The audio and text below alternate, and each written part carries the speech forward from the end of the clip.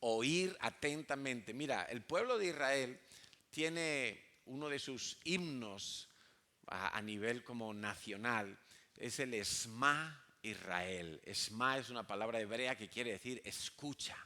Shema Israel. Y no es un himno que han sacado de cualquier lugar, es un himno sacado de la palabra de Dios, porque así le dijo Dios a Moisés para que así se lo transmitiera al pueblo. Escucha, Israel, esto es lo que yo te ordeno hoy: amarás al Señor tu Dios con todo tu corazón, y ahí Dios le da todos los mandamientos. Pero si uno no escucha, pues a veces tenemos el síndrome de la madre ignorada, ¿no? ¿Cuántas madres han sentido eso alguna vez? Que dan un montón de instrucciones a sus hijos y cuando vuelven a mirar no han hecho nada. Pero si yo te lo dije, no, ¿a qué hora me lo has dicho, mamá? Y la madre dice, ¿cómo? Voy a llevar a mi hijo al médico a ver si es que está sordo. A veces es que no oye bien. Y efectivamente es que no oye bien, pero no necesita ir al otorrino, no necesita ir a que le revisen los oídos. Seguramente lo que necesita es pan para que atienda a la voz de la autoridad. Porque cuando Dios habla, nosotros deberíamos temblar. A veces de miedo, a veces de respeto, a veces de asombro, pero deberíamos temblar, porque es la voz de Dios, es la voz del Creador. Cuando tú te dirijas a la palabra de Dios, tú tienes que entender que Dios mismo te está hablando en ese momento. Y quiero empezar por aquí, diciendo que Dios habla con claridad, Dios habla muy claramente. Ahora, si entonces Dios habla, ¿qué debo de hacer yo a continuación de que Dios habla? Pues yo debo de considerar sus palabras. Y según habla Dios, entonces yo debo de considerar qué voy a hacer a continuación. Yo mismo tengo que preguntarme, bueno, si Dios ha dicho esto cómo me compete a mí, me organizo y actúo conforme a lo que dice la palabra de Dios. No conforme a mí me parezca, no conforme yo considere, no.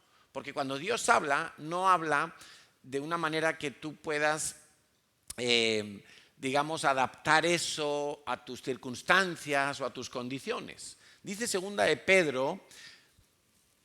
carta de Pedro, capítulo 1, versículo 20, entendiendo primero esto, que ninguna profecía de la Escritura es de interpretación privada. Cuando Dios da una palabra, lo mismo tiene que entender el de China, que el de Cabo Verde, que el de España, que el de Colombia, que el de Rusia. Lo mismo tiene que entender cualquier ser humano, porque no es de interpretación privada. Es una palabra que viene del cielo y tal cual es dada, yo la tengo que procesar y que ejecutar. No puedo entonces acomodar lo que Dios dice según me sea más fácil, según me cueste menos esfuerzo o menos dinero o menos recursos o menos energía o según el calendario. No, yo tengo que entender que es palabra de Dios y si algo tiene que cambiar soy yo, no la palabra de Dios, ¿de acuerdo? Dice en Juan 16, 13, algo que nos ayuda a entender que la única manera en que yo puedo ejecutar la palabra de Dios y llevar adelante la palabra de Dios es tener comunión con el Espíritu Santo. Entonces necesito dos cosas: necesito leer la Biblia, necesito prestar atención en las predicaciones, necesito prestar atención cuando estoy en la célula y el líder está dando un estudio bíblico de una porción, necesito tomar mis notas, necesito estar concentrado en lo que Dios está diciendo, pero además necesito al Espíritu Santo para que no sea mi parecer, sino como Dios está diciendo. Dice en Juan 16, 13, cuando venga el Espíritu de verdad, eso hablaba Jesús a sus discípulos para el tiempo que vendría después de la partida de Jesús, después de la muerte y la resurrección de Jesús, vendría el Espíritu Santo. Por cierto, que ese acontecimiento se cumplió en la fiesta de Pentecostés, que Dios mediante celebraremos, pues creo que es en un par de domingos que coincide el Pentecostés. Y dice el Espíritu de verdad. Mira, el Espíritu Santo tiene muchos atributos y muchos nombres en la Biblia. Espíritu de santidad, espíritu de poder, muchos nombres, pero uno de ellos es el Espíritu de verdad.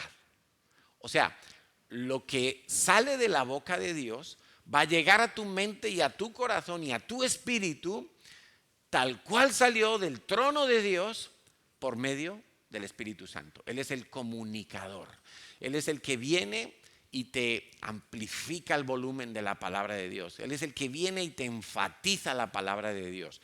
Dice, cuando venga el Espíritu de verdad, Él os guiará a toda la verdad. ¿Cómo aplico la palabra de Dios? Necesitas al Espíritu Santo. Por eso no nos cansaremos de decir que esto no es una religión. Una religión es un conjunto de normas, ritos, tradiciones que alguien tiene que hacer de una determinada manera para cumplir con esos requisitos.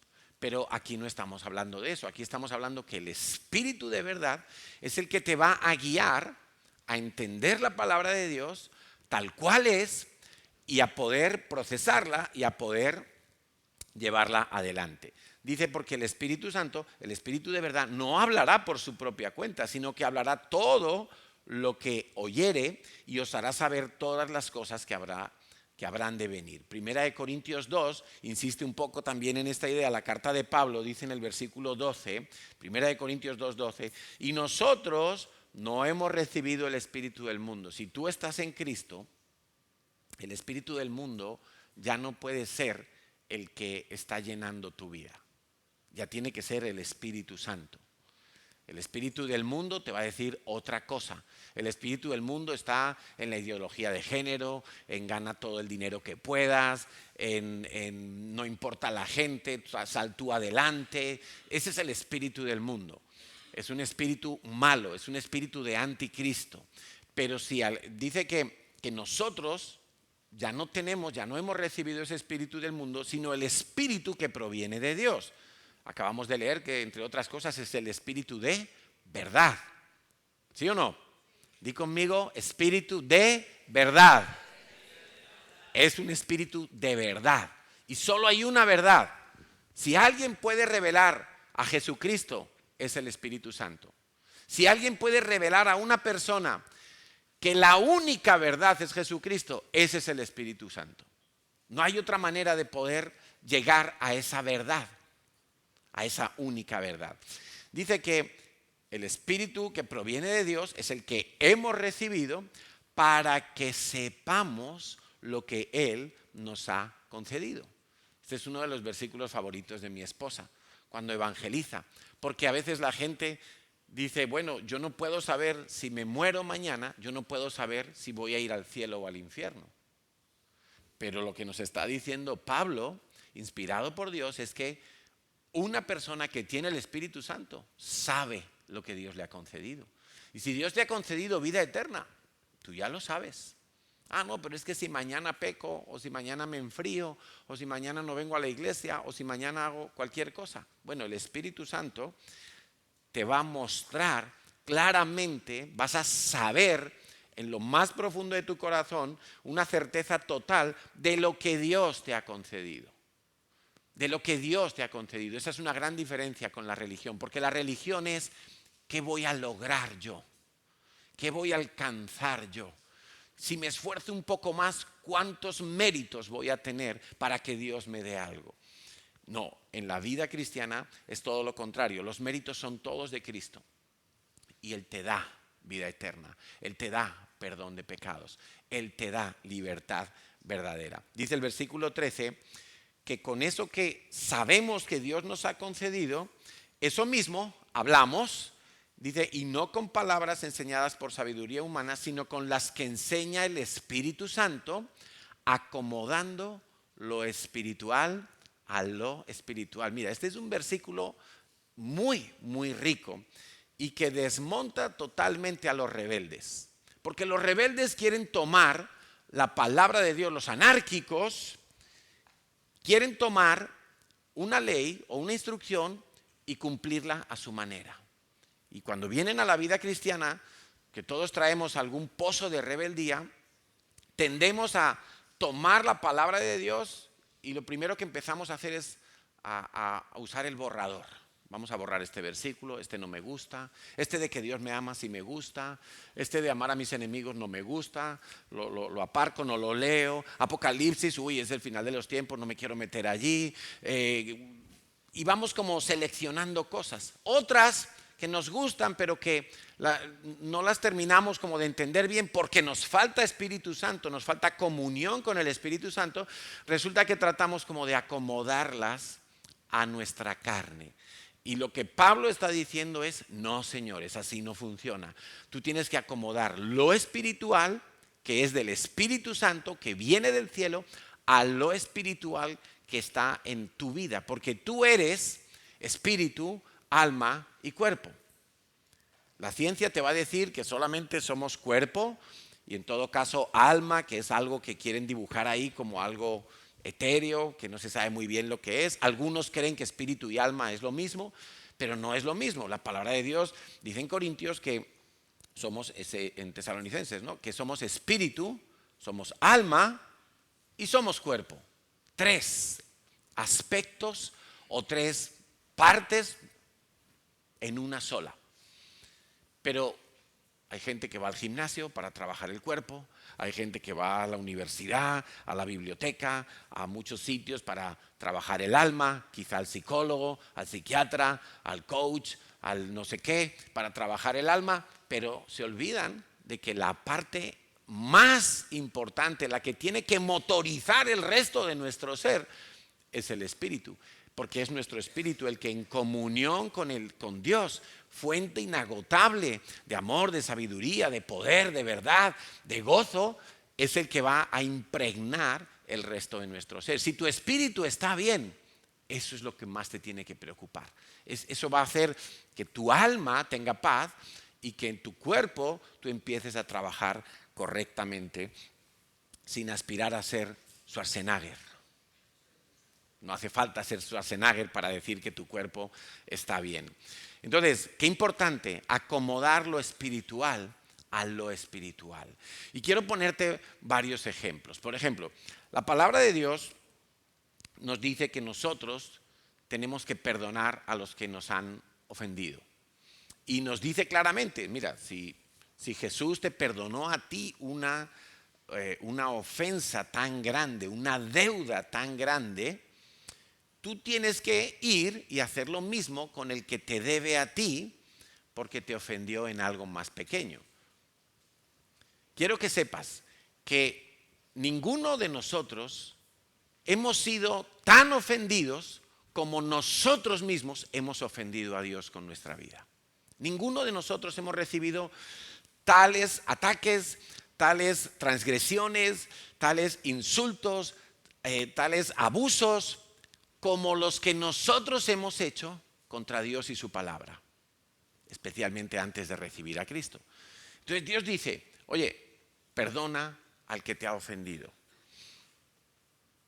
Dice, no debas nada a nadie, porque tener que perdonar a alguien es una deuda que tú y yo tenemos. Y hasta que no perdonamos, esa deuda sigue activa. Eres un moroso a los ojos de Dios. Eres moroso porque debes el perdón a alguien. Ahora, cuando tenemos una circunstancia en la que tenemos que perdonar a alguien que nos ha hecho mal, a alguien que nos ha maltratado, nosotros muchas veces lo empezamos a acomodar. Bueno, ya lo haré. Es que todavía no me siento con fuerzas. Es que, ¿de qué sirve que yo le perdone si esa persona no va a cambiar? Y empezamos a poner un montón de excusas. Empezamos a poner acomodando la palabra de Dios a lo que a mí me apetece hacer.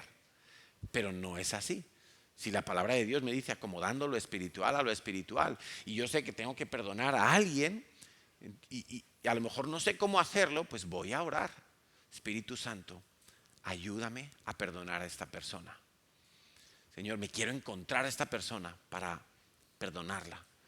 O hacer lo que tengas que hacer para cumplir con esa palabra de Dios que es tan clara que no tiene ninguna duda. Ninguna duda.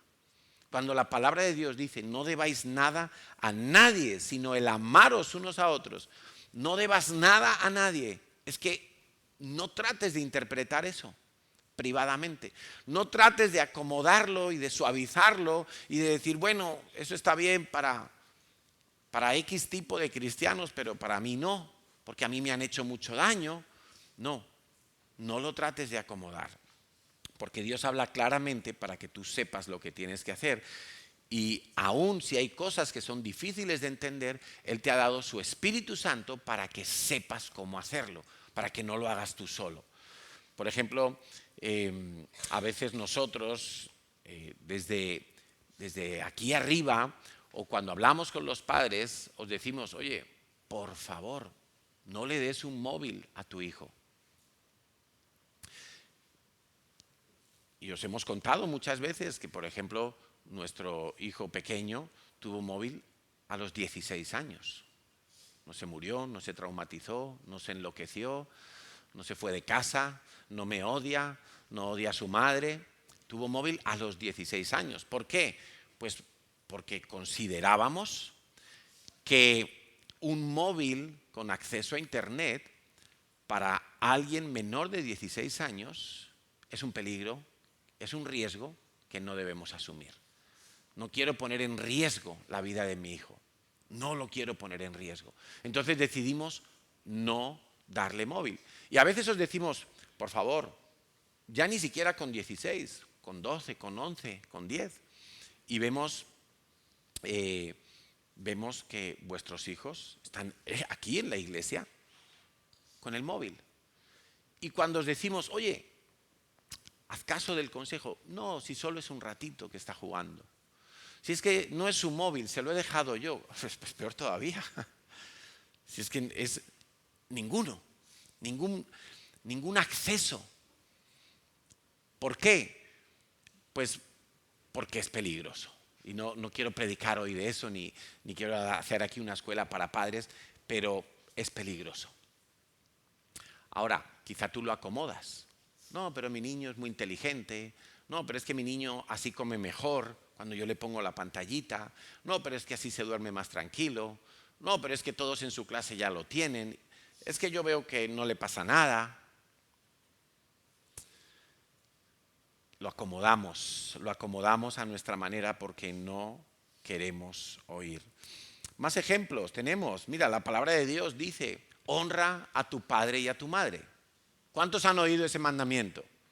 Ese mandamiento en verdad es una bendición. Honra a tu padre y a tu madre para que seas de largos días sobre la tierra. Eso se lo dijo Dios a Moisés. Lo vemos en el Nuevo Testamento enfatizado también muchas veces. Honra a tu padre y a tu madre para que te vaya bien. Honra a padre y madre. ¿Sabes? La misma palabra en hebreo en el Antiguo Testamento y en griego en el Nuevo Testamento, la palabra que se usa en ambos casos tiene que ver con cosas materiales, tiene que ver con dinero, tiene que ver con precio. Entonces, honrar a papá y a mamá no es solamente darle una llamada, es honrarle con bienes. Es honrarle de una manera que se note lo material también. Entonces, tienes que hacerlo de esa manera. No lo acomodes. No digas, no, es que a mis padres no les falta de nada. ¿Y qué importa? Mira, tanto los padres de Natalia como los míos nunca les faltó de nada. No han necesitado que los hijos les ayudemos en su economía, ni aun cuando son mayores y ya están jubilados. Nunca necesitaron nada de nosotros. Pero cuando llega el tiempo de los cumpleaños, pues lo suyo es hacerles una honra especial porque son padres. Entonces, hemos contado alguna vez esta anécdota. Al padre de Natalia no le gusta recibir regalos. No le gusta porque, no sé, quizá él en su corazón interpreta que se lo damos porque él necesita algo y no tiene ninguna necesidad, gracias a Dios. Pero no importa que no necesite nada, no importa si a él le gusta o no, nosotros decidimos acomodar lo espiritual a lo espiritual. ¿Por qué? Pues porque lo ha dicho Dios y porque hay una bendición añadida en ese mandamiento, que es que si tú honras a tu padre y a tu madre, te va a ir bien, Dios te va a alargar los días sobre la tierra. Pues gloria a Dios por eso. Entonces, aunque él se enfade, aunque él alguna vez puso mala cara, nosotros le dábamos su regalo, su buen regalo, porque a mi suegro no le gustan las cosas de marca Carrefour, le gusta la ropa de Ralph Lauren, le gusta la ropa de Burberry, le gusta lo bueno, pues le comprábamos un buen regalo y nos costaba nuestro dinero, pero nosotros sabíamos que estábamos haciendo lo que dice la palabra de Dios. Estábamos haciéndolo a la manera de Dios, no a la nuestra. Yo podría decirle, mira suegro, te invito a tomar un café y ya, y feliz cumpleaños. Y seguro que hasta él quedaría más contento. Pero yo no tengo que contentarle solamente a él, tengo que contentar primero que todo a Dios. Entonces lo voy a hacer a la manera de Dios. ¿Estamos entendiendo? Mira, lo mismo aplica para los líderes y pastores. Y no, por favor, que nadie interprete que yo me estoy autopromocionando. Queda mucho para mi cumpleaños, no importa. Pero la Biblia dice que tengamos por dignos de doble honor, que es la misma palabra que la honra a los padres. Dignos de doble honor aquellos que se dedican a enseñar la palabra de Dios. Y a los que estáis aquí, que la mayoría ya estáis en una célula, quizá en un curso de formación, o simplemente asistiendo a la iglesia y escuchando las predicaciones que se enseñan desde aquí, pues la Biblia dice que tú los tienes que considerar en dignos de doble honra, de doble honor. Quiere decir que es bueno que tú te esfuerces en demostrar esa honra con cosas materiales. Y por favor, que nadie interprete, yo soy como mi suegro, no necesito nada. A veces la gente me pregunta cuando llega algo, ay, ¿qué necesitas, Carlos? Pues, no necesito nada, la verdad. Y gracias a Dios no necesito nada.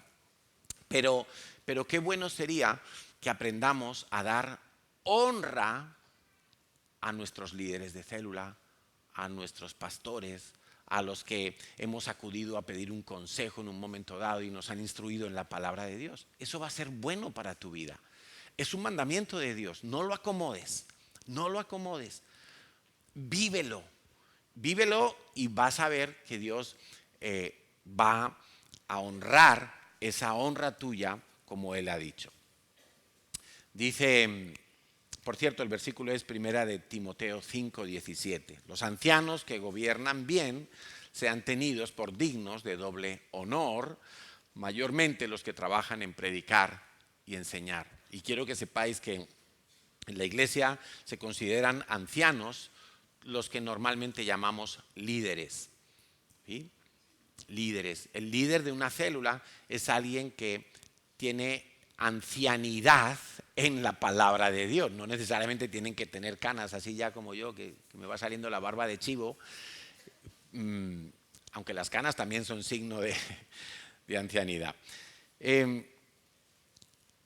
Mateo 13, 57, 58. Mira qué importante es este principio de la honra. Por cierto que la predicación se llama Dios es exacto y oportuno. Dios es exacto y oportuno. Mira qué importante. Alguno dirá, bueno, pero ¿y por qué dirá Dios que hay que honrar a los que enseñan la palabra de Dios? Pues no solo a los que enseñan, acuérdate, es a los que son ancianos en tu vida en cuanto a la vida espiritual y a tus padres, por supuesto que sí también.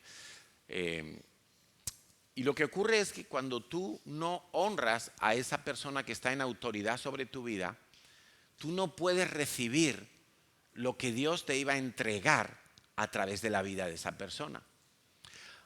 Mira, te decía antes que la iglesia no es un club social, la iglesia no es un salón de eventos, la iglesia es el cuerpo de Cristo.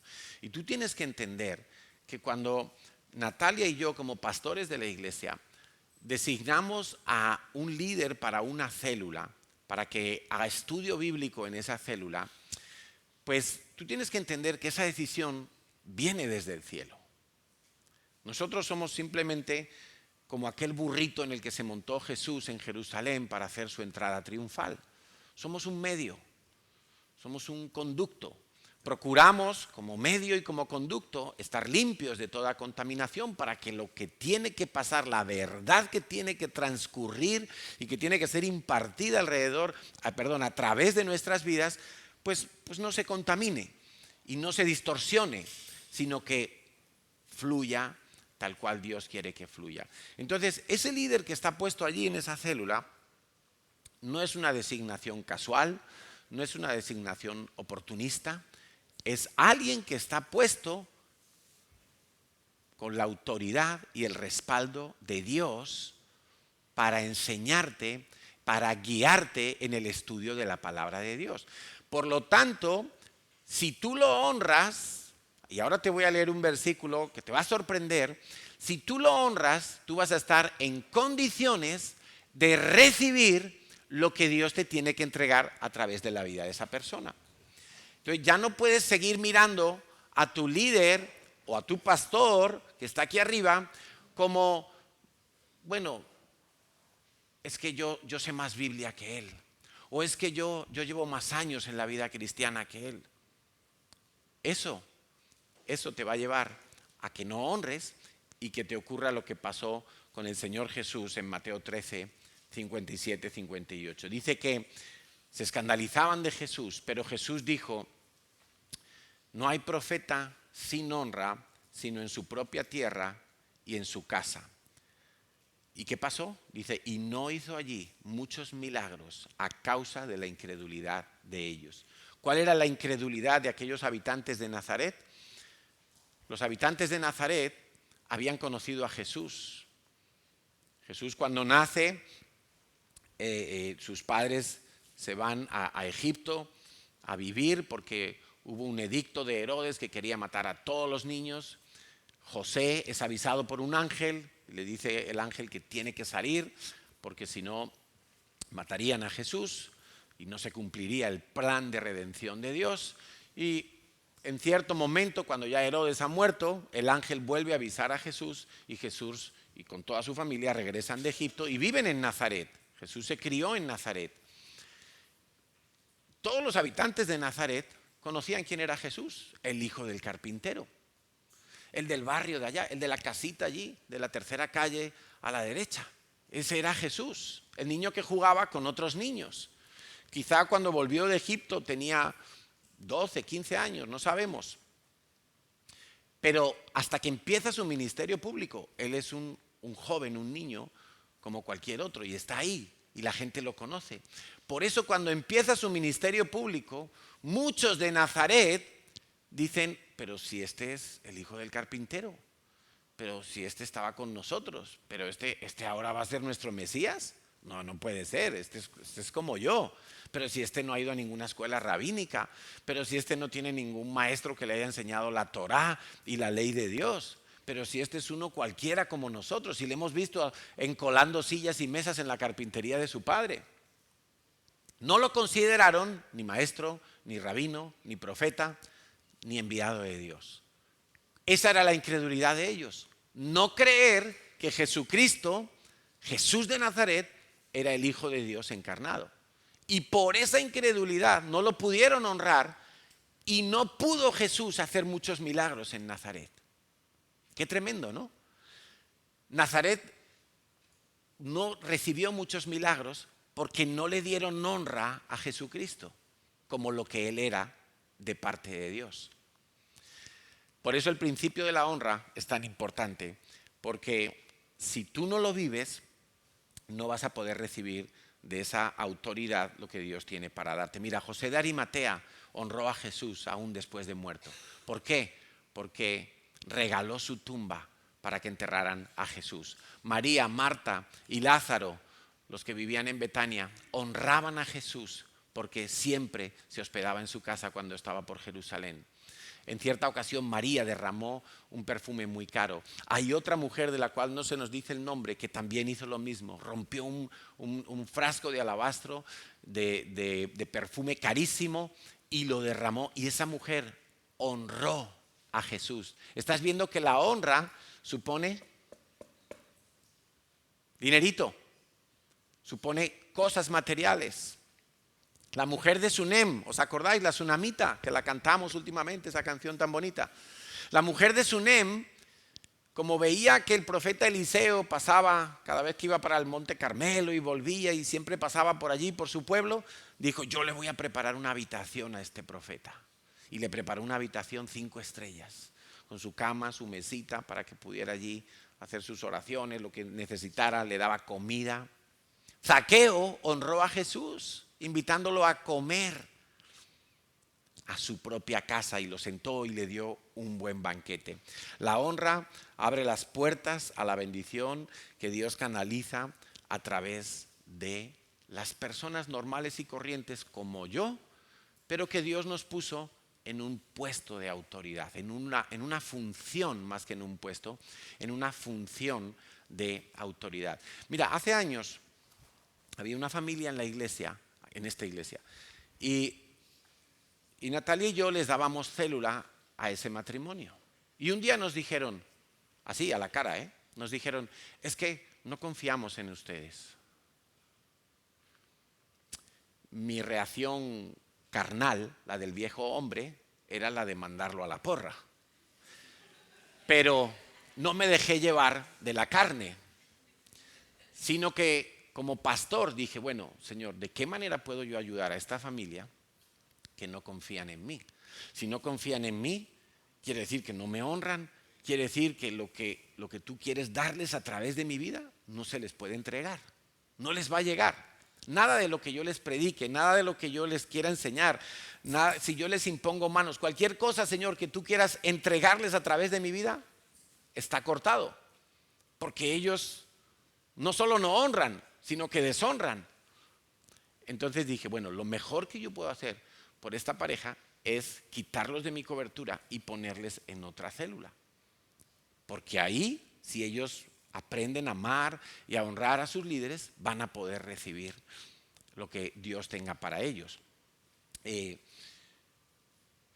es tan importante entenderlo.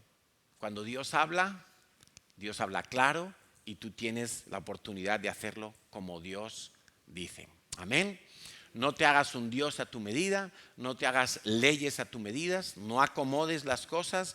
Si Dios te dice que no dejes de congregarte, pues no dejes de congregarte. Y no solo es congregarse, es ser comunidad, es ser familia, es plantarse en una iglesia.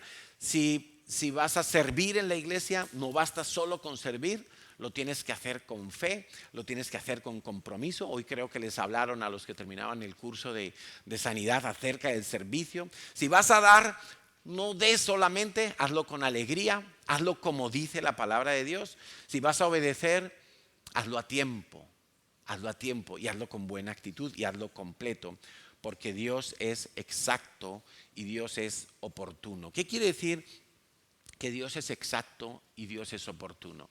Mira, cuando Dios habla, fíjate muy bien en lo que ha dicho y en cuándo o para cuándo ha dicho que eso se tiene que hacer. Porque si nosotros estamos en casa y le decimos a nuestros hijos, mira, baja la basura, pues seguramente pueden pasar 4 días y no han bajado la basura. Porque no dijimos cuándo. ¿No? Y algunos hijos que son muy astutos se van a agarrar a eso. No dijiste cuándo. Tú dijiste que baje la basura. Pues yo, bueno, ya la bajaré. Tranquilo, si el camión pasa todos los días, te puede decir tu hijo. Ahora, si yo le digo a mi hijo, baja la basura antes de irte a dormir, ya tiene unas cuantas horas para tomar esa decisión. Normalmente, yo he aprendido, Carlos Villanueva, esto no está en la Biblia, pero yo he aprendido que es mejor obedecer antes que después. Si a las 4 de la tarde me dicen baja la basura antes de ir a dormir, yo prefiero hacerlo a las 4:05 que a las 11 menos 5. Porque a las 11 menos 5 me puedo dar un golpe en un pie y se me olvida que tenía que bajar la basura y me meto en un problema. Entonces, mejor obedecer antes, en el plazo que te han dado, antes, y no esperar al límite, como dicen los jóvenes, el borderliner, ¿no? Estar ahí hasta el último segundo y entonces ya lo hago cuando termino el partido de la PlayStation, cuando acaba la serie, cuando termina el hormiguero. No. Hazlo antes, porque Dios es exacto y es oportuno y tenemos que aprender que cuando Dios habla me tengo que fijar en el cuándo.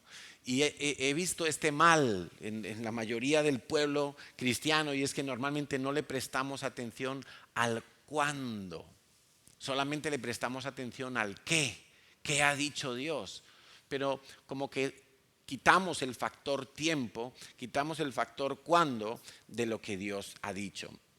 Y a veces, quiero que consideres esto, a veces Dios habla sin fijar una fecha concreta.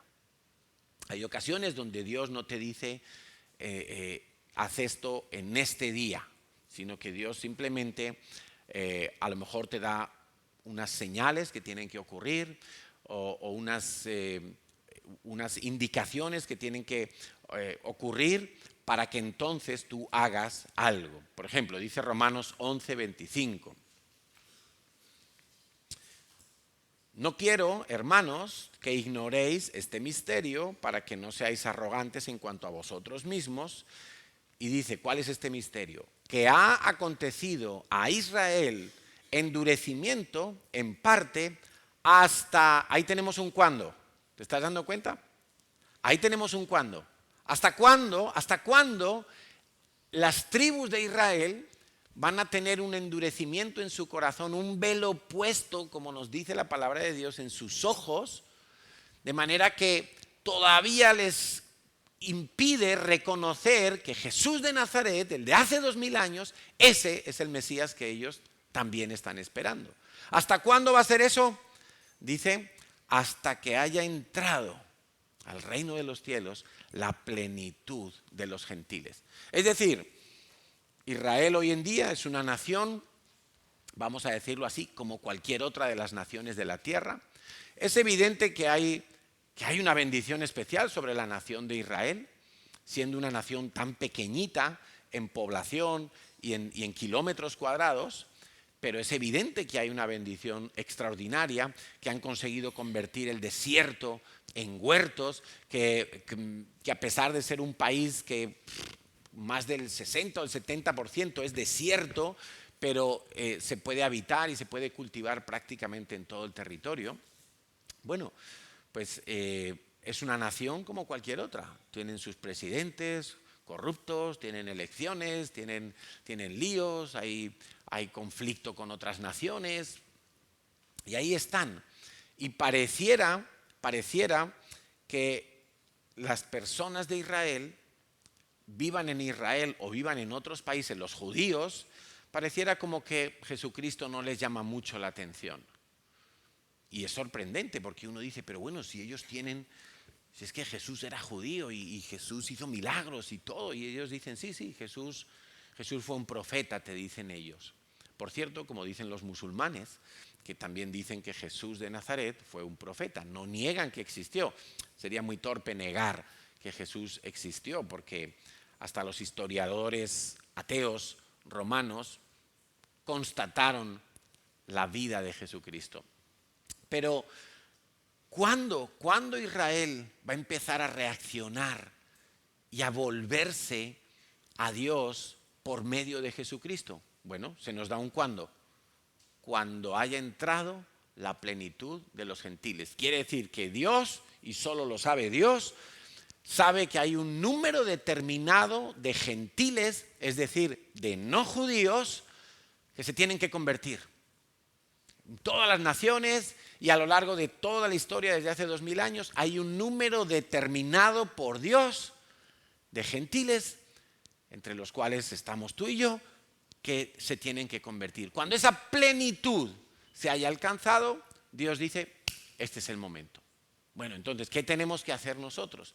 Pues nosotros tenemos que estar predicando el Evangelio y salir a las calles y hablar a nuestro vecino y traer al invitado a Descubriendo la Verdad, e insistir y golpear y una vez más, hasta que se alcance la plenitud de los gentiles. Y en ese momento está profetizado por Dios, todo Israel será salvo.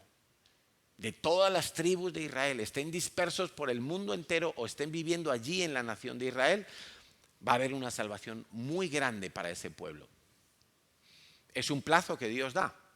Por lo tanto, no nos podemos extrañar de que a día de hoy haya pocos judíos, que se convierten. Es que está muy claro en la palabra de Dios. Y Dios dice, ¿cuándo va a cambiar esa situación? Es un ejemplo para que tú entiendas que a veces Dios habla, pero no te da un día concreto, no te dice el 14 de mayo de 1900, no. Simplemente habla de algunas condiciones que se tienen que cumplir. Mateo 24, 32 y 33 está hablando Jesús a sus discípulos que le preguntaron cuándo será el fin de los tiempos, cuándo vas a restaurar el reino a Israel, cuándo vamos a ver todas las cosas que están prometidas por los profetas, el futuro glorioso de Sion, etcétera, etcétera, etcétera. Y Jesús les dice, mira, de la higuera aprended la parábola, el ejemplo. Cuando ya su rama está tierna y brotan las hojas, sabéis que el verano está cerca. Así también vosotros, cuando veáis todas estas cosas, tendrías que ir ahora y leer los versículos anteriores, que es todas estas cosas. Cuando él habla que va a haber guerras y rumores de guerras y que todas estas cosas y pestes y etcétera, dice, cuando veáis todas estas cosas, conoced, sabed que ya está cerca el fin de los tiempos. Está a las puertas, está a punto de producirse. Entonces, bueno, si leyéramos ahora mismo los versículos anteriores de Mateo 24, nos daríamos cuenta que ya estamos viendo muchas de esas cosas. Acabamos de pasar una pandemia que ha matado millones de gente en todos los países de la tierra. Estamos viendo guerras a las puertas de Europa, guerras que parecían que no se vislumbraban que iban a suceder, como la de Ucrania, pero de repente un buen día el presidente de Rusia se levanta con el pie atravesado y empieza a atacar. Estamos viendo conflictos bélicos, estamos viendo terremotos, estamos viendo desastres naturales cada vez con más frecuencia, estamos viendo el clima loco. Bueno, estamos viendo muchas de las cosas que Jesús les dijo a sus discípulos, cuando veáis estas cosas, sabed que ya está cerca. Por lo tanto, tú y yo deberíamos dar por cierto que el fin se acerca. ¿Qué es el fin? Bueno, el fin es lo que está profetizado que va a suceder, que Jesucristo va a regresar, va a llevarse a todos los creyentes a las bodas del Cordero en el cielo, y etcétera, etcétera, etcétera. No voy a hablar hoy de eso, pero todo eso ya está cerca. Lo estamos viendo. No sabemos si es inminente mañana, pero sabemos que está cerca, que está a las puertas. Cuando Dios habla, a veces entonces habla sin fijar un día concreto. Por ejemplo, Jesús dijo que volvería. Fue de las últimas cosas que le dijo a sus discípulos. Yo volveré, voy a la casa de mi Padre, donde hay muchas moradas, voy a preparar lugar para vosotros en la casa de mi Padre y regresaré a buscaros. Todo eso está relacionado con el fin, pero Él no dijo, voy a volver en el año 2023. Voy a volver en el 2030. Voy a volver, no. Todos los falsos profetas que anunciaron en años anteriores, que el Espíritu Santo me ha dicho que Jesús regresa en el 2019. No se cumplió, ¿verdad? Falso profeta. No fue guiado por el Espíritu Santo. Si estuviera en el Antiguo Testamento debería de morir, porque eso era lo que le pasaba a los falsos profetas. Entonces Jesús dijo que regresaría, pero no nos dijo exactamente qué año. Pero sí que nos dio instrucciones hasta cuando Él regresara. Él nos dijo muchas cosas, que nos amemos unos a otros, que le esperáramos, que no dejáramos de hacer el bien, que predicáramos el Evangelio hasta lo último de la tierra, que permaneciéramos fieles a Él. Él nos dejó una serie de instrucciones. Entonces, a ti no te debería de preocupar excesivamente si Jesús va a venir este año, o dentro de 3, o de 5, o de 20, o de 50, sino estar haciendo lo que Él dijo que deberíamos hacer hasta que Él venga. Seguramente si Jesús hubiera dicho algo así como, voy a regresar en el 2025, imagínate que Jesús hubiera dicho eso. ¿Qué haría la gente? El 2024, el 31 de diciembre a las 12 de la noche estarían arrepintiéndose de sus pecados. Y mientras tanto, olvidándose de Dios. Por eso Jesús ni siquiera a sus hijos nos ha dicho cuándo va a regresar. no nos ha dado un año, aunque nos ha dado muchas pistas, pero no nos ha dado un año. Ahora, en otras ocasiones, porque te estoy hablando de que Dios es exacto y oportuno, en otras ocasiones Dios habla dando fechas concretas. Y encontramos esas fechas, por ejemplo, en las fiestas de Dios. Son fechas concretas del año. Sabemos qué día de cada año tenemos que celebrar esas fiestas. Una de ellas es el Sabbat. Alguien me decía ayer, es que tengo un amigo que es adventista y entonces él dice que si no nos reunimos en el sábado, la iglesia, pues lo estamos haciendo mal, estamos pecando y probablemente vamos a ir al infierno. Pero yo no encuentro ningún versículo de la Biblia que diga que nos tenemos que reunir el día sábado. Sabéis que sábado toma el nombre de lo que la Biblia llama el Sabbat, que es el día de descanso. El mandamiento de Dios, y aprovecho para aclarar esto, para que nadie os engañe, el mandamiento bíblico es: trabajarás 6 días, ¿verdad? Y al séptimo es Sabbat, es descanso, para buscar a Dios, para que ese día, al menos un día de cada 7, tu mente y tu corazón y tu energía no esté volcada en producir dinero, en tener más cosechas, en hacer horas extras, en acumular más y negocios, sino que, oye, mira, al menos de cada 7 días, uno lo vas a apartar para volver a enfocarte en Dios, para agradecer a Dios la bendición de los otros 6 días, para pedirle a Dios sabiduría y volver a empezar otro ciclo de 7 días, etcétera, etcétera. Entonces, ¿qué ocurre? Pues bueno, vivimos en España y aquí, tal como están montadas las leyes, los convenios laborales, etcétera, la mayoría de la gente tiene el domingo libre, ¿sí o no? La mayoría. Por eso nos reunimos el domingo y los otros 6 días a trabajar.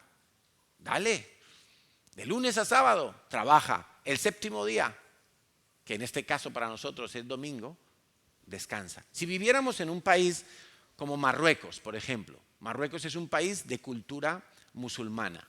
Por lo tanto, para ellos el día libre que nadie va a trabajar es el viernes. Es el día de vacaciones generalizadamente. Si yo me voy a Marruecos y quiero plantar allí una iglesia, lo más normal sería que yo llame a la congregación el día viernes. Y alguno dirá, entonces como la mezquita, ¿no? Que se reúnen el viernes. No, como la mezquita no, como el día que todos tienen libre. Porque si yo los congrego un sábado, muchos me dirán, no, tengo que ir a trabajar. Un domingo, no, tengo que ir a trabajar, tengo que abrir la tienda. Ya, ¿cuándo no abres? El viernes. Pues el viernes. De sábado a jueves, 6 días, trabajarás. El séptimo lo descansas. ¿Estamos entendiendo qué significa Sabbat? Claro, algunos se confunden porque sábado viene de la palabra Sabbat. Pero 6 días es el mandamiento, trabajarás, 1, vas a descansar. Entonces, Sabbat, día de descanso para congregarse, Dios ha dicho, úsalo para Dios. En nuestro caso, preferentemente en la vida de la mayoría, pues es el domingo. El domingo es nuestro Sabbat, no nuestro sábado, nuestro Sabbat, ¿vale? Pero, y venimos estudiando las fiestas solemnes de Dios con cierta frecuencia. Dios estableció 7 fiestas en el año para que nosotros recordemos algunas cosas que Él nos quiere enseñar. Ahora estamos en la primavera y acabamos de celebrar la Pascua. Hemos celebrado los panes sin levadura, o al menos los hemos recordado. Hemos celebrado los primeros frutos de cebada. Hemos celebrado, o mejor dicho, vamos a celebrar el día 28 de mayo, el Pentecostés. Todas esas fiestas son fiestas que Dios indicó en su palabra, en un día señalado del calendario, que las teníamos que celebrar, que las teníamos que considerar. No pensemos en celebración como, venga, juerga y bebida y jolgorio, no. Eso como, a ver, Dios está hablando algo importante en ese día, ¿qué ha dicho Dios en su palabra que va a ocurrir? Proféticamente, ¿qué tiene que ocurrir? Pensamos si ya ocurrió, si no ocurrió, qué tiene que ver Jesucristo con esas fiestas, etcétera, etcétera. Y esa es nuestra manera de considerarlas, de tenerlas presentes. Tendrían que ser más importantes que nuestra fecha de cumpleaños, que el aniversario de boda o que cualquier otra fiesta relacionada con nuestra propia vida. Estas fechas que Dios señaló tienen que ver con nuestra vida. Pero tenemos también, hemos dicho 4 en la primavera, tenemos 3 en el otoño. A saber, en el otoño, allá por septiembre y octubre, la fiesta de las trompetas. Trompetas. Alguno dirá, uy, pero yo no, eso no lo he oído nunca. Y yo soy cristiano de hace muchos años, la fiesta de las trompetas. Pues te invito a que leas Levítico capítulo 23, por ejemplo, y te des cuenta de que Dios dice que todos los años, en el primer día del mes séptimo, claro, hablando bíblicamente hay que hacer el encaje de los calendarios, ¿no? Porque el calendario de la Biblia no es el que manejamos ahora de enero, febrero, marzo, diciembre. El mes séptimo en la Biblia coincide normalmente con septiembre, pero no que el día 1 del mes séptimo de la Biblia es el día 1 de septiembre, va un poquito corrido, porque este es un calendario lunar y el nuestro, el que manejamos en Occidente, no es el mismo. Pero sabemos el encaje que tiene y por lo tanto podemos saber. Entonces, fiesta de las trompetas, ¿qué tiene que ver eso con Jesucristo? Bueno, pues llegado el otoño, si todavía no ha vuelto el Señor Jesucristo, pues consideraremos esa fiesta y vamos a aprender y a recordar qué tiene que ver esa fiesta con Jesucristo. Y tiene mucho que ver, que eso es lo sorprendente. De la misma manera que la fiesta de Pascua tuvo tanto que ver con Jesucristo, ¿verdad? ¿Qué pasó en Pascua? Murió Jesús en la cruz. El mismo día que Dios le dijo a Moisés que celebrarás la Pascua en el primer mes del año, en el mes de Abib, ese mismo día, hace 2000 años, murió Jesucristo. Allí en Jerusalén, en el monte de la Calavera. El mismo día. Y vemos que todos los acontecimientos de estas fechas, de estos días concretos donde Dios habló, tienen que ver con Jesucristo. Entonces, cuando llegue el otoño, fiesta de las trompetas, luego viene la fiesta de Yom Kippur. ¿Habéis oído ese nombre alguna vez? Yom Kippur significa día de aflicción, día de ayuno. Es un día solemne. También tiene que ver con Jesucristo. Y por último, la fiesta de los tabernáculos o la fiesta de Sukkot, que es muy bonita, es muy alegre, y también tiene que ver con Jesucristo. Entonces, os emplazo para cuando llegue el otoño, vamos a estar estudiando estas fiestas y te vas a dar cuenta de que son más importantes de lo que tú creías. Y que quizá durante mucho tiempo, a pesar de ser cristiano, has ignorado, porque a lo mejor te fijaste en el qué, pero no en el cuándo.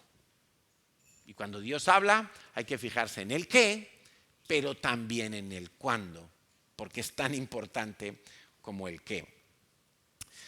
Por ejemplo, Dios le dio a Noé instrucciones muy concretas en cuanto a días. Dice en Génesis 7, versículo 4, pasados aún 7 días, yo haré llover sobre la tierra 40 días y 40 noches, y raeré sobre la faz de la tierra todo ser viviente que hice.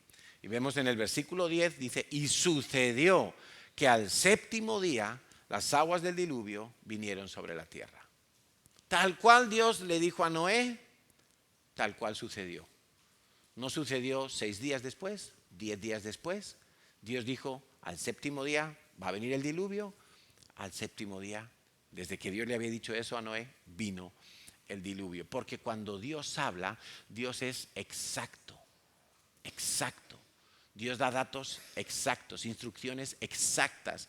Dios da datos precisos y debemos prestar atención. Otro que recibió datos e instrucciones y plazos precisos fue el rey Saúl. Primera de Samuel capítulo 10 versículo 8 nos habla que llegó el profeta Samuel y le dijo a Saúl, bajarás delante de mí a Gilgal, entonces descenderé yo a ti para ofrecer holocaustos y ofrendas de paz. Espera 7 días hasta que yo venga a ti y te enseñe lo que has de hacer. No vamos a leer la historia, pero si tú la quieres leer, pues te va a ser muy útil. El rey Saúl esperó 6 días 20 horas. Casi los 7 días. No, lo de las 20 horas me lo estoy inventando. Pero estaba a punto de cumplirse el plazo. A punto de llegar a los 7 días. Él esperó 6. Y como no llegaba todavía el profeta Samuel, entonces Saúl decidió hacer él los sacrificios para Dios. Ahora, hacer sacrificios para Dios está bien, sí, pero en este caso estuvo mal, porque Dios le había dado un plazo a través del profeta y no lo cumplió. Y esto nos enseña que a veces podemos hacer cosas para Dios fuera de plazo. Y tan malo es hacer algo para Dios antes de tiempo como después de tiempo. Porque el cuándo de Dios es importante y es de lo que va esta predicación. Quiero que prestes atención al cuándo de Dios, porque Dios es exacto y es oportuno. Y Saúl no esperó 7 días. Y cuando llegó el profeta y le vio que ya había comenzado los sacrificios, le dijo, ¿pero qué haces? Yo te dije 7 días. Ya, pero hombre, he esperado 6 días y medio. Total, por medio día, ¿qué más da? No, eran 7. Es que si nosotros no temblamos a la voz de Dios, difícilmente vamos a poder obedecer. Y en este caso la voz de Dios era a través de su líder, a través de su profeta. Si no temblamos a la voz de Dios, por eso papás y mamás, cuando habléis a vuestros hijos, tienen que temblar a vuestra voz. Hijos pequeños, sobre todo los hijos pequeños que tenéis. Cuando vosotros habléis, ellos tienen que quitar la mirada de su librito, de su juguete, de su actividad que estén haciendo y tienen que, así os tienen que mirar. Como los ojos de Arturito, así. Bien abiertos. Así tienen que mirar los hijos cuando los padres hablan. Porque si no, el día de mañana, cuando Dios les hable, la mitad de las cosas se les va a escapar. Y probablemente el cuándo de Dios se les va a escapar.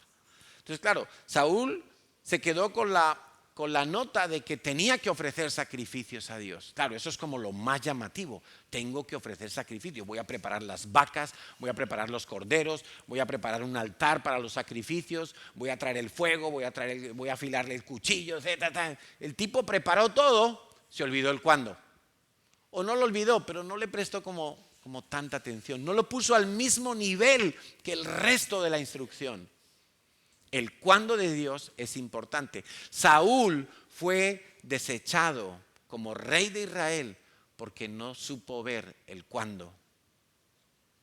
En otra ocasión tampoco supo ver el qué, pero en esta ocasión no supo ver el cuándo. Y mira, si nosotros le enseñamos a nuestros hijos desde que son pequeñitos a prestar atención a los plazos que hay en la vida para hacer las cosas, que hay un tiempo para ver la televisión, pero hay un tiempo para leer libros, que hay un tiempo para dormir, que hay un tiempo para jugar, que hay plazos, que hay tiempos oportunos para cada cosa, pues el día de mañana ellos cuando vengan y sean adultos y las amistades, el instituto, el colegio, las series de televisión les ofrezcan hacer las cosas saltándose algunos plazos, ellos van a decir, un momento, no, los plazos que a mí me han enseñado son otros.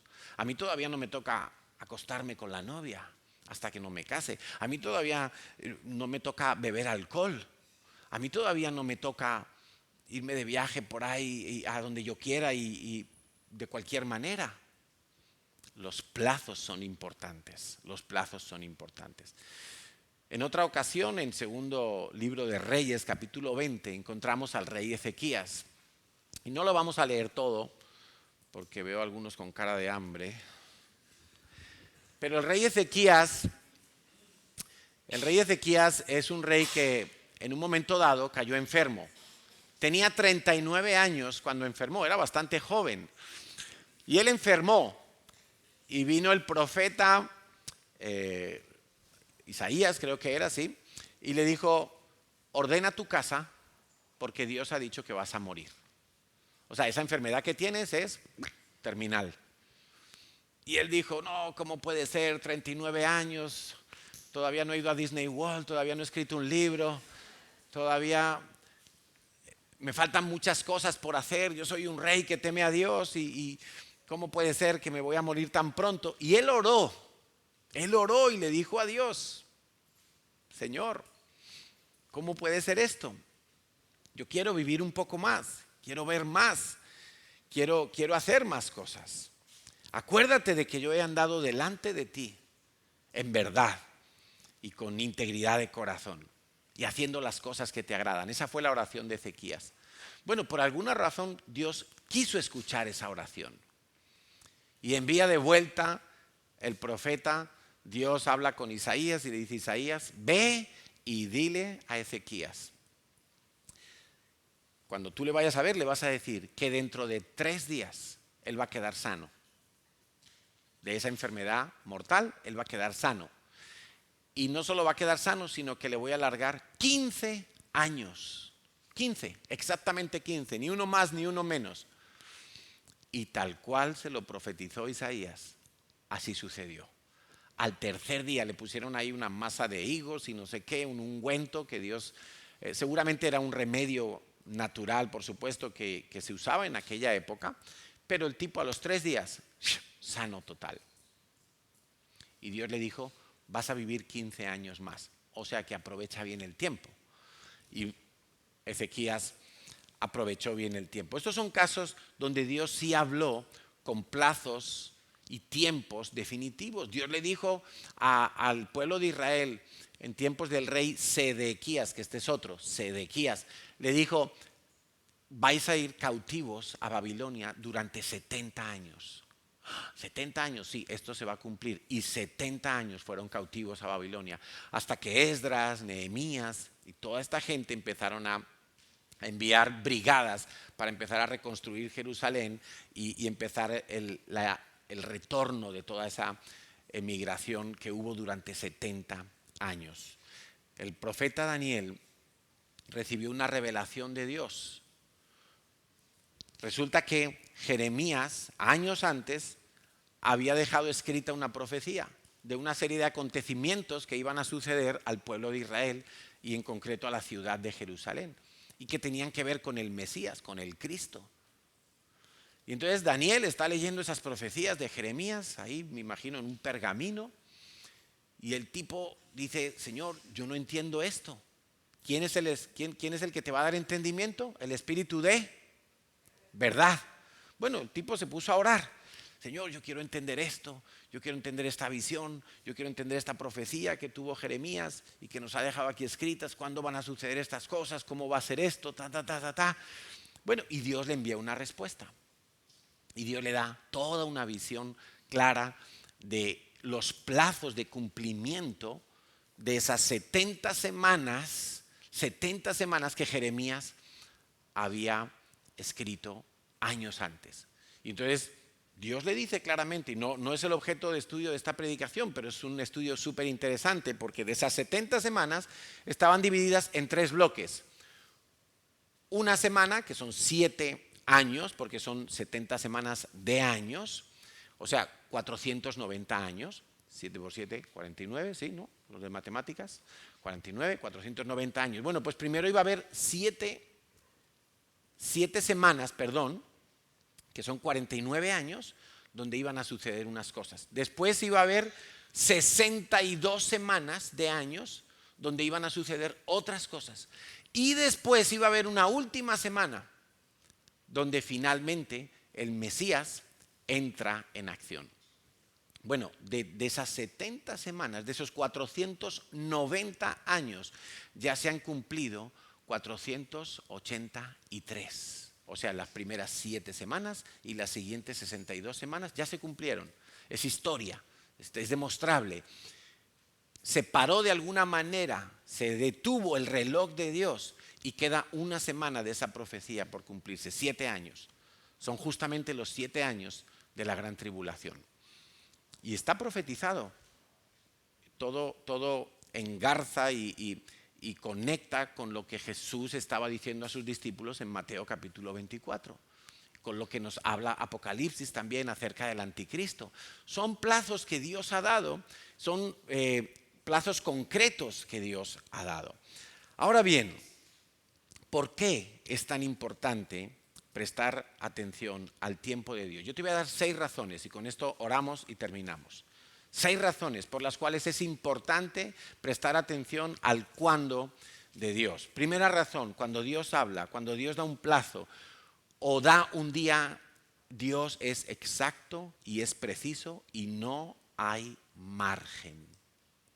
No va a ser ni antes ni va a ser después.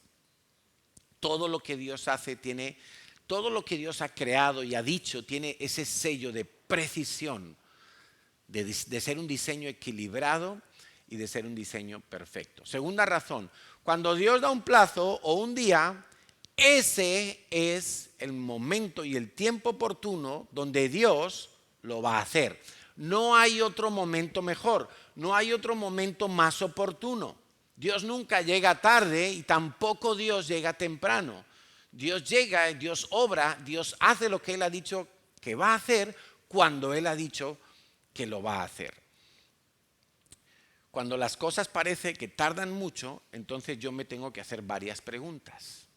Por ejemplo, estamos esperando que el Señor Jesús regrese y tome a su iglesia en lo que conocemos como el rapto, el arrebatamiento, que está descrito en la palabra de Dios. Es un evento que está puesto en la historia por Dios y que va a suceder, pero tarda en llegar. Pablo, el apóstol, pensaba que iba a llegar hace 2000 años, cuando él estaba vivo y cuando él estaba escribiendo sus cartas, allá por el año 30, 40, 50 después de Cristo. Él pensaba, va a ser ahora en mi tiempo, yo voy a ver la segunda venida de Cristo. ¿Sí? Y él motivaba a sus discípulos, nosotros vamos a ver la venida de Cristo. ¿Sí? A mí me gusta también pensar que yo lo voy a ver, pero ya me están saliendo canas. Entonces digo, bueno, Señor, ya no me voy a preocupar tanto de cuándo vienes, sino qué tengo que estar haciendo yo durante la espera. Y esto aplica para todo lo que Dios te ha prometido y todo lo que Dios ha dicho que va a hacer, pero no te ha dado un día señalado. Dios me ha dicho que me voy a casar, tengo una promesa de Dios. Muy bien. Entonces, ¿qué tienes que hacer mientras llega esa espera? Si Dios te lo prometió, ¿qué tienes que hacer mientras llega esa espera? ¿Lo estás haciendo? ¿Cuál debe de ser mi actitud? ¿Es una actitud de fe? ¿Mantengo mi fe en la promesa de Dios? ¿Me tengo que preparar de alguna manera? ¿Estoy listo para cuando eso llegue? Es que Dios me ha dicho que yo voy a ser profeta a las naciones. ¿Te estás preparando? ¿Sabes Biblia? ¿Estudias la Biblia? ¿La lees todos los días? ¿La escudriñas? Es que Dios me ha dicho que yo voy a ser evangelista. Ah, ¿y entonces? ¿Por qué no te veo cuando salimos a evangelizar? Es que Dios me ha dicho que yo voy a cantar y que yo voy a llenar el Camp Nou y la gloria va a ser para Cristo. Y todavía no saben ni el do, re, mi, fa, sol, la. ¿Te estás preparando? ¿Estás listo? ¿Estás en ese mismo sentir de Dios? ¿Soy yo mismo la causa de que todavía no haya llegado la acción de Dios? Esta es una pregunta muy interesante. ¿Por qué? Mira, porque quizá alguno dice, yo quiero montar una empresa o yo quiero casarme. Está muy bien. Yo siempre te voy a animar a hacer cosas así. Pero, ¿qué tal si tú me dices, yo quiero casarme, pastor, pero todavía eres un hombre tacaño y egoísta? ¿Crees que tu matrimonio iría bien? Cuando Dios dice que el hombre lo que tiene que hacer es amar como Cristo amó a la iglesia, sin reservar nada, dando su propia vida, pensando en la esposa más que en sí mismo, pues yo te diré, no te cases todavía. Sube tu nivel de ofrenda, empieza a diezmar, pero no te cases porque vas a hacer infeliz a tu esposa. Porque lo que una esposa necesita es que tú la ames. Que tú la ames como Cristo amó a la iglesia, no como a ti te parezca. El qué también es importante, como Cristo amó a la iglesia. O una esposa, quizá dice, yo me quiero casar, una chica, y yo me quiero casar y ¿por qué Dios no me da todavía el esposo? Bueno, a lo mejor es que eres muy rebelde y no estás dispuesta a sujetarte tal como dice el diseño de Dios. Entonces Dios dice, no, tengo que esperar, porque si yo la caso ahora, pobrecito su marido.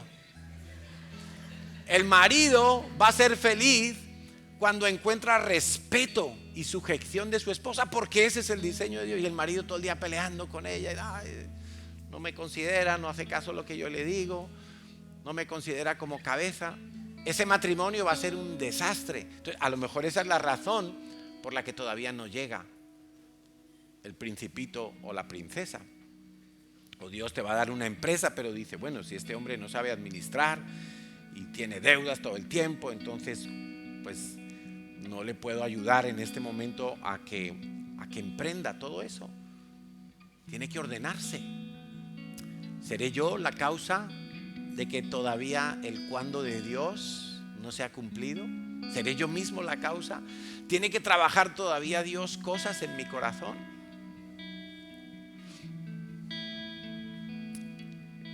Yo sé que algunos están pensando ahora, ¿será que entonces yo tengo que arreglar algo?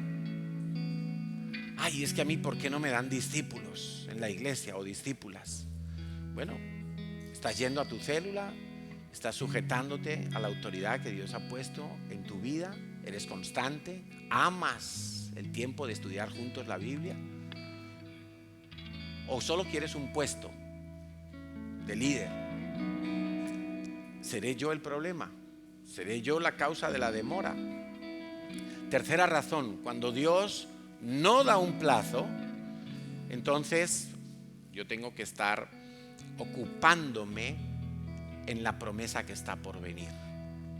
Dice Filipenses 2:12, por tanto, amados míos, como siempre habéis obedecido. Fíjate qué seguridad, qué formación tan rica tenía Pablo hacia estos discípulos de Filipo. Dice, siempre habéis obedecido. Cuando Pablo decía algo, cuando Pablo mandaba una carta a esa congregación o pasaba por allí de visita y daba instrucciones, era una iglesia que obedecía.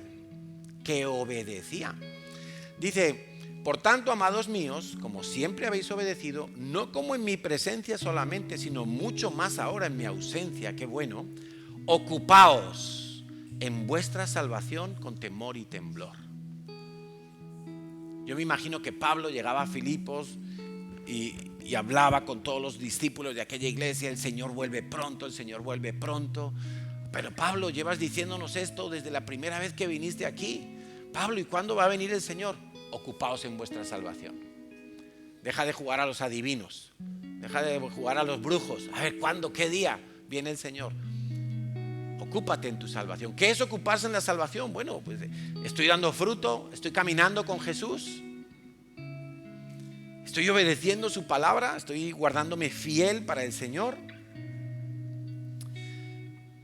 estoy haciendo cambios en mi vida. Volviendo al ejemplo del matrimonio, imagínate que se casa un chico y una chica, se casan y entonces tienen que emprender un proyecto juntos, ¿no? Eso es el matrimonio. Pero el chico dice, no, yo todos los sábados voy a jugar al fútbol, yo todos los miércoles voy al gimnasio, yo con mis amigos quedo los viernes por la noche, a mí me gustan tales series, y eso es intocable. Difícilmente va a prosperar bien ese matrimonio. Tendrá que hacer algunos cambios, tendrán que llegar a algún equilibrio, tendrán que ajustarse el uno al otro. Bueno, pues en la vida cristiana es exactamente igual. Es que hay a veces gente que dice, es que yo no me quiero comprometer. Bueno, eso significa, quiero que lo sepas, que a mí cuando me dicen eso como pastor, yo rápidamente lo traduzco en, tengo otros compromisos que son más fuertes que Dios. Porque todos tenemos compromisos, quiero que lo sepáis. ¿Cuántos de aquí trabajan en algún trabajo? Da igual si es legal, ilegal, lícito o ilícito. La mayoría, la gran mayoría trabajan o estudian. Espero que no haya ningún vago que no hace nada, porque a Dios no le gustan los vagos. Bueno, eso que tú haces de ir 8, 9, 10 horas a un trabajo todos los días, eso es un compromiso. Un contrato de trabajo es un compromiso, es un contrato. Un matrimonio es un compromiso. Claro que sí. Servir en la iglesia es un compromiso. Plantarse en una iglesia es un compromiso. Hay tantos compromisos en la vida. Claro, si yo me apunto a un equipo de fútbol y me dicen jugamos todas las semanas, tal día, tal hora, pues ya uno valora, puedo ir, no puedo ir, me va bien, no me va bien, pero uno se compromete. Entonces cuando alguien dice, no, es que yo con las cosas de Dios no me comprometo mucho. Claro, no te comprometes mucho porque tienes otros compromisos que no quieres soltar. Imagínate, volviendo al ejemplo del matrimonio, si un esposo no quiere soltar algunos compromisos, sino que quiere mantenerlos todos tal cual en la vida de soltero, va a haber mucho conflicto en ese matrimonio. No van a ir bien las cosas, va a haber tensión constante y eso no es bueno. Cuarta razón, el hoy, di conmigo hoy. Hoy es un tiempo presente, ahí sí, inminente, inmediato, actual. Cuando Dios dice hoy es que es ahora, pero no el ahorita de los latinos. No el ahorita ese, ahorita voy saliendo. Está con el pijama puesto todavía.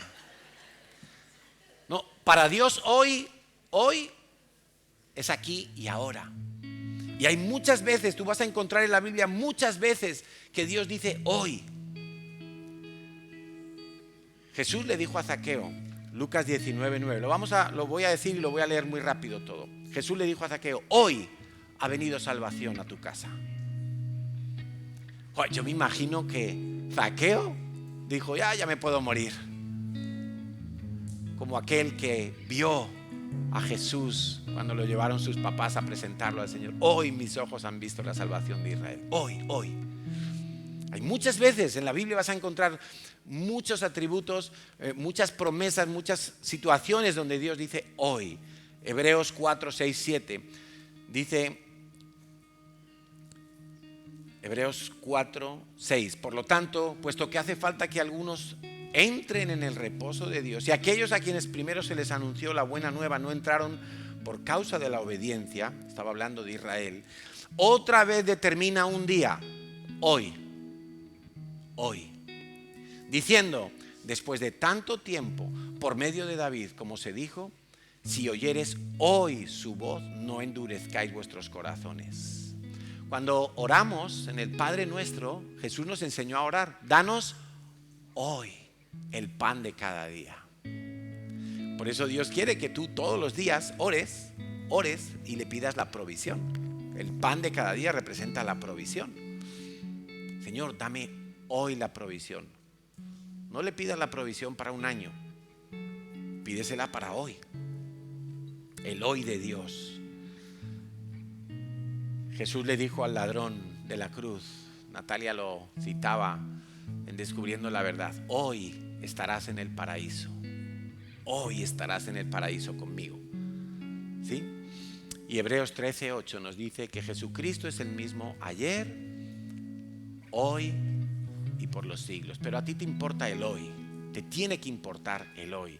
A veces Dios te va a hablar y por eso el tiempo del hoy es tan importante, porque hoy, yo creo que hoy es el día de tomar decisiones. Y algunos han venido aquí pensando, bueno, voy a ver la iglesia, voy a oír un mensaje, voy a ver si me refresco un poco, pero ¿qué te está hablando Dios? Hoy es el día que tienes que decidir a quién tienes que perdonar, qué tipo de amistades tienes que cortar, qué tipo de amistades tienes que potenciar, qué hábito tienes que dejar, qué proyecto tienes que emprender, qué acción tienes que tomar, tienes que comprar o vender, ¿qué tienes que hacer hoy? Lo que tienes que hacer hoy es que lo tienes que hacer hoy.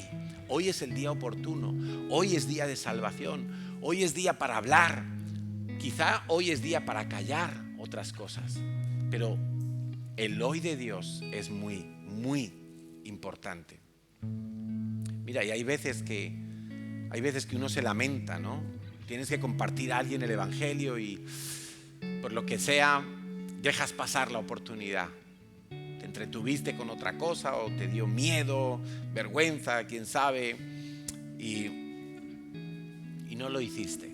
Y luego se te queda una sensación como, es que era hoy, Era hoy el día. Quizá Dios tenga mañana misericordia y le dé otra oportunidad a esa persona, que alguien le hable de Cristo, pero si tú la tienes hoy, háblale al que tengas delante.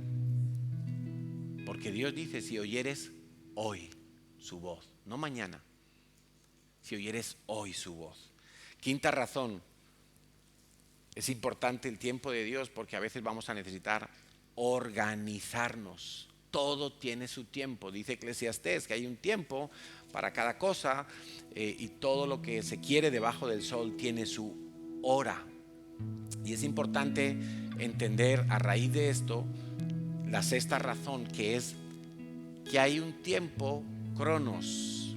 Hay un tiempo que tiene que ver con minutos, con segundos, con día de la semana, con fecha del año. Pero hay un tiempo que es kairos. Son dos palabras griegas que se han traducido las dos como tiempo, pero cronos tiene que ver con esto. O sea, si yo te digo, dentro de 10 minutos vamos a hacer tal cosa, pues ese es un tiempo cronos.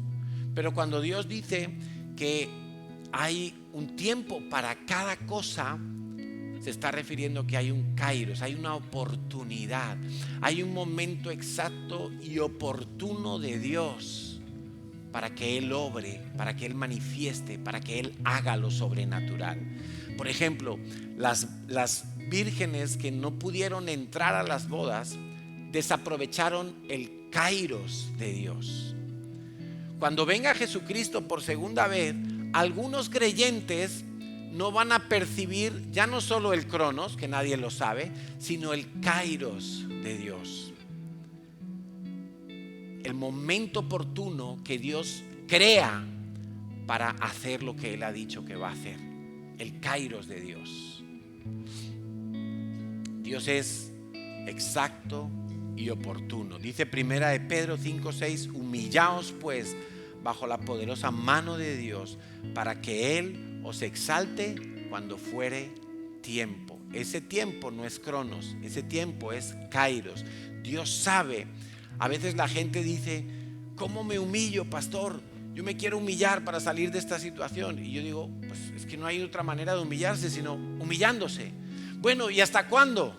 Como si fuera un día, 2 días, 3 días, un ayuno de 40 días, una semana. No, hasta que sea el kairos de Dios. Hasta que Dios ve lo que tiene que ver, hasta que Dios oportunamente te levanta y te afirma, hace el milagro que te había prometido, etcétera, etcétera. Dice 2 de Timoteo 4:3, porque vendrá tiempo, kairos, no cronos, vendrá tiempo cuando no sufrirán la sana doctrina, sino que teniendo comezón de oír, se amontonarán maestros conforme a sus propias concupiscencias. Quiere decir que va a llegar un momento donde los que están buscando a Dios ya no van a escuchar sana doctrina. Ya no será el tiempo de Dios para escuchar sana doctrina, sino que habrá muchos falsos maestros. Habrá falsos maestros levantando herejías y falsas doctrinas, y entonces la gente se irá detrás de esas falsas doctrinas, porque ya no habrá tiempo oportuno de Dios para escuchar la sana doctrina, para escuchar la doctrina de salvación. Esta mañana leía que cualquiera que no considera que Jesucristo es el Hijo de Dios, ese no es de Dios. No es de Dios. Y cuando alguien dice, si tú no te reúnes en sábado, tú te vas al infierno, ¿sabes qué está diciendo? Jesucristo no murió por tus pecados, porque además de creer en Jesucristo y que murió por tus pecados, te tienes que reunir en sábado para ir al cielo. Eso es muy grave. Eso es muy grave. Es como si yo te digo, además de recibir a Cristo y que Cristo perdone tus pecados, tú tienes que ir a Israel para ser salvo, o tú tienes que ir al redil para ser salvo. Eso es lo mismo que decir que el sacrificio de Jesús no fue suficiente. Es una herejía. Es muy grave. Por eso tenemos que prestar atención. Es más, prestar atención. Oramos. ¿Qué te ha hablado Dios hoy? Es una pregunta que yo te hago para que tú te la contestes allí internamente. ¿Qué te ha hablado hoy Dios? ¿Qué tienes que hacer? ¿Qué vas a hacer con lo que Dios te ha hablado hoy? ¿Lo vas a considerar? ¿Vas a empezar a organizar tu vida? ¿Vas a empezar a planificar cambios? ¿Vas a pedirle al Espíritu Santo que te ayude a acomodar la verdad de Dios espiritualmente a tu vida? No a tu antojo, no a lo que a ti te parezca. Hoy es el día, hoy. No dejes que termine el día de hoy sin emprender lo que ya Dios te ha hablado que tienes que hacer. Esposo, esposa, dice la Biblia, no dejes que el hoy se pase, no dejes que el sol se esconda y que tú sigas enojado con tu esposo o con tu esposa. No, tienes que pedir perdón, tienes que perdonar. Es una de las cosas que normalmente más posponemos en el tiempo, el perdonar y el pedir perdón. Y cuanto más tiempo dejamos de hacerlo, más pesa la mochila.